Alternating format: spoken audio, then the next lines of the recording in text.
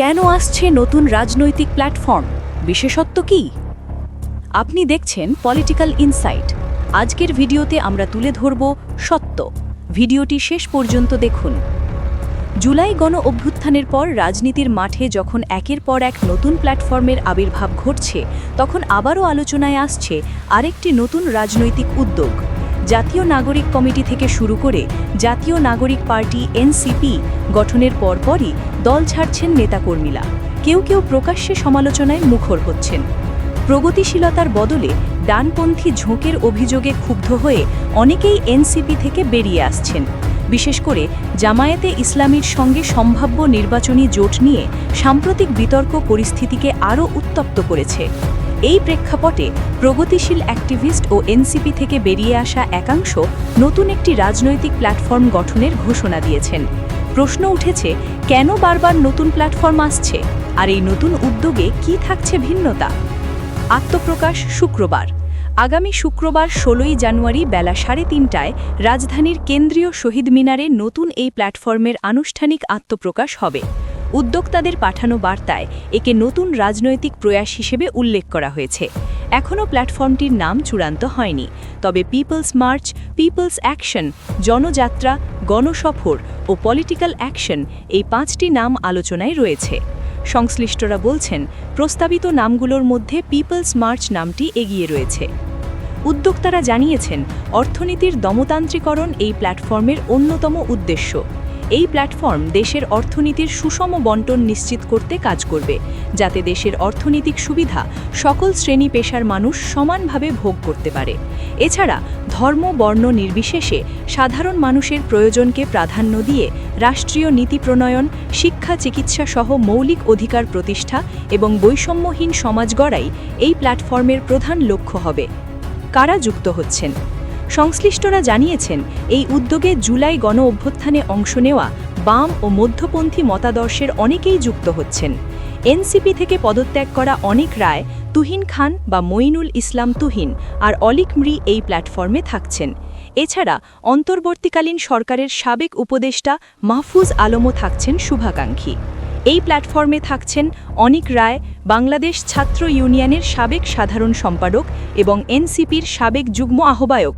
তুহিন খান ছিলেন এনসিপির যুগ্ম সদস্য সচিব, আর অলিক মৃ ছিলেন এনসিপির উত্তরাঞ্চলের যুগ্ম মুখ্য সংগঠক।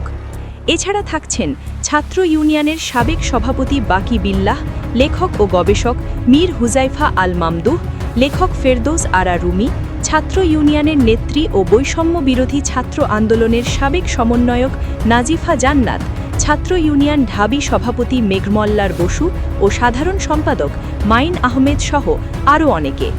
উদ্যোক্তারা বলছেন, বিভিন্ন ধর্ম ও জাতিগোষ্ঠীর মানুষ, নানা সামাজিক ও শিক্ষাগত ব্যাকগ্রাউন্ডের তরুণ অ্যাক্টিভিস্টরাও এতে যুক্ত হচ্ছেন। কেন নতুন প্ল্যাটফর্ম? বিশেষত্ব কি? প্ল্যাটফর্মটির সঙ্গে যুক্ত শীর্ষ এক উদ্যোক্তার নাম প্রকাশ না করা শর্তে বলেন, প্রায় 1 বছর আগে থেকেই এই প্ল্যাটফর্ম গঠনের চিন্তা শুরু হয়। প্রাথমিকভাবে এর নাম ছিল নিউ পলিটিক্যাল অ্যাকশন। পরে আরও কয়েকটি নাম নিয়ে আলোচনা হয়। ইতিমধ্যে একটি নাম চূড়ান্ত হয়েছে। এনসিপির সাবেক নেতা ও প্ল্যাটফর্মের অন্যতম উদ্যোক্তা অনিক রায় আমার দেশকে বলেন, বাংলাদেশের জনগণের মৌলিক অধিকার প্রতিষ্ঠাই আমাদের মূল লক্ষ্য।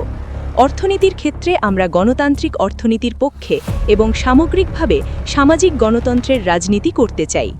প্ল্যাটফর্মের অন্যতম উদ্যোক্তা মেঘমল্লার বসু আমার দেশকে বলেন, অভ্যুত্থানের পর আমরা বুঝেছি বাংলাদেশে একটা প্রগতিশীল বিকল্প রাজনৈতিক প্ল্যাটফর্ম দরকার। যারা শ্রম দিয়ে জীবিকা নির্বাহ করে তাদের রাজনৈতিক ও সামাজিক অধিকার পুঁজিপতিদের সমান হতে হবে।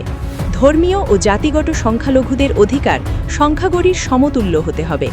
নারী পুরুষের সমান অধিকার নিশ্চিত করতে হবে। তিনি আরও বলেন, আমরা রাজনৈতিক, অর্থনৈতিক ও সামাজিক সব ক্ষেত্রেই গণতন্ত্র চাই। সংখ্যাগরিষ্ঠের দাদাগিরি নয়, বরং সকলের সমান মানবিক মর্যাদা। অনেক রায় জানান, তাদের প্রধান এজেন্ডা হবে অর্থনৈতিক সংস্কার। তিনি বলেন, অভ্যুত্থানের পর প্রশাসনিক সংস্কার নিয়ে অনেক আলোচনা হয়েছে, কিন্তু অর্থনৈতিক সংস্কার নিয়ে তেমন আলোচনা হয়নি। আমরা চাই একটি গণতান্ত্রিক অর্থনীতি যেখানে প্রতিটি নাগরিক অংশীদার হবে।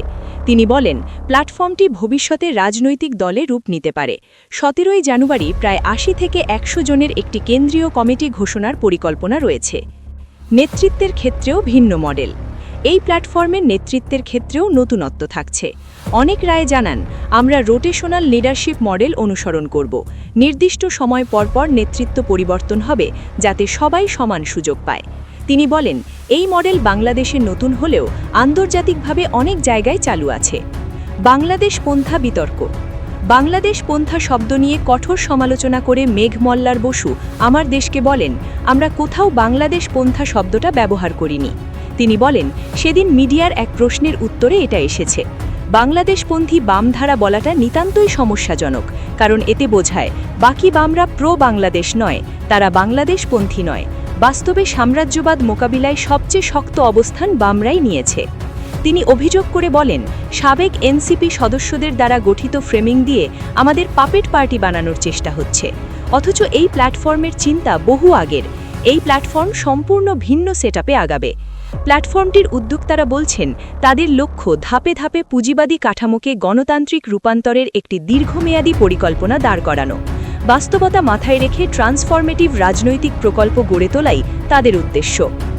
মূলত জুলাই গণ অভ্যুত্থানের পর উদ্ভূত রাজনৈতিক শূন্যতা, প্রগতিশীল বিকল্পের অভাব এবং অর্থনৈতিক সংস্কারের প্রয়োজনীয়তা থেকেই এই নতুন রাজনৈতিক প্ল্যাটফর্মের আবির্ভাব হচ্ছে। উদ্যোক্তারা বলছেন, তারা প্ল্যাটফর্মটিকে বড় একটি রাজনৈতিক দলে রূপান্তর করতে চান। এই নতুন উদ্যোগ সত্যিই রাজনীতিতে কোনো মৌলিক পরিবর্তন আনতে পারবে কিনা, সেদিকে এবার সবার নজর। পলিটিক্যাল ইনসাইট চ্যানেলটি সাবস্ক্রাইব করতে ভুলবেন না। সাথেই থাকুন সত্যের অনুসন্ধানে।